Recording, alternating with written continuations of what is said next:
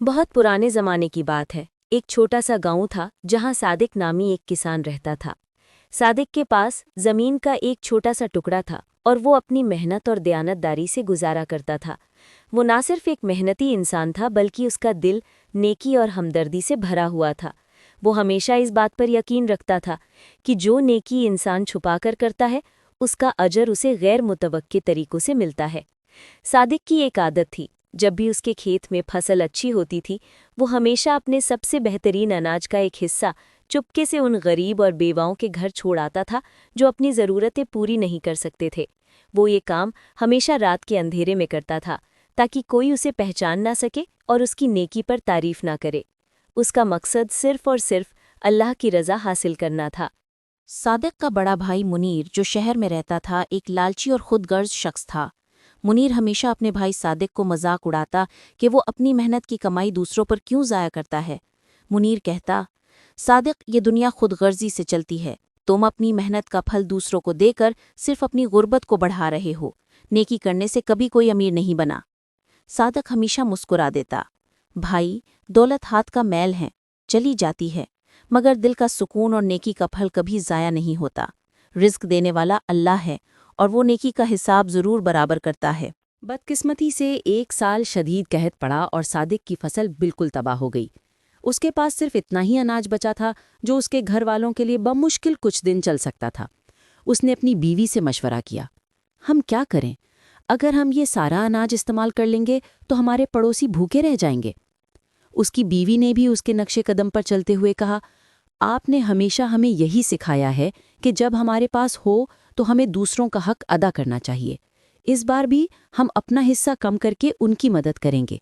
हमारा रिस्क देने वाला अल्लाह है। सादिक ने अपना आखिरी ज़ख़ीरा खोला और उसका आधा हिस्सा अलग करके उसी तरह रात के अंधेरे में ज़रूरतमंदों के घर पहुंचा दिया। उस रात सादिक के घर में बच्चों ने आधा पेट खाना खाया, मगर सबके दिलों में एक अजीब सुकून था। अगली सुबह सादिक जब अपने खाली मैदान में मायूसी से खड़ा था तो उसने देखा कि एक बहुत बूढ़ा अजनबी शख्स उसके खेत की तरफ चला आ रहा है। उस शख्स के हाथ में एक लकड़ी का डब्बा था जो बहुत कीमती और कदीम लग रहा था। बूढ़े शख्स ने सादिक से पूछा, बेटा, क्या तुम सादिक हो? सादिक ने ताज्जुब से सर हिलाया।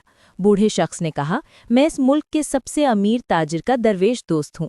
मेरा दोस्त एक लंबे सफ़र पर जाने से पहले मुझे ये संदूक देकर गया था और कहा था कि मैं ये संदूक उस शख्स को दूं जो इस गांव में सबसे ज़्यादा खुफिया नेकी करने वाला हो।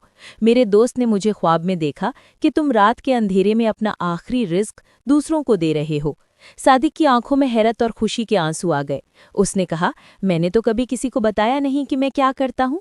बूढ़े शख्स ने मुस्कराकर जवाब दिया, जिसकी नेकी आसमान पर लिखी जाती है उसे लोगों को बताने की ज़रूरत नहीं होती।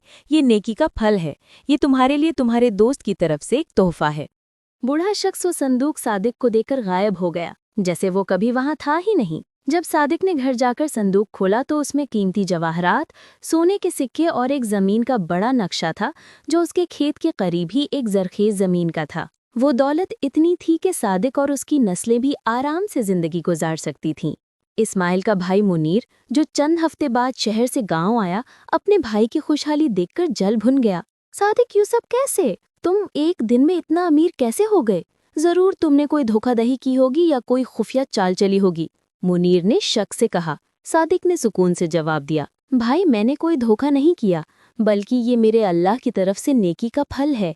जिस रात मैंने अपना आखिरी अनाज आधा करके दूसरों को दिया था, उसी रात मेरा अल्लाह मेरे लिए आसमान से खजाने भेज रहा था।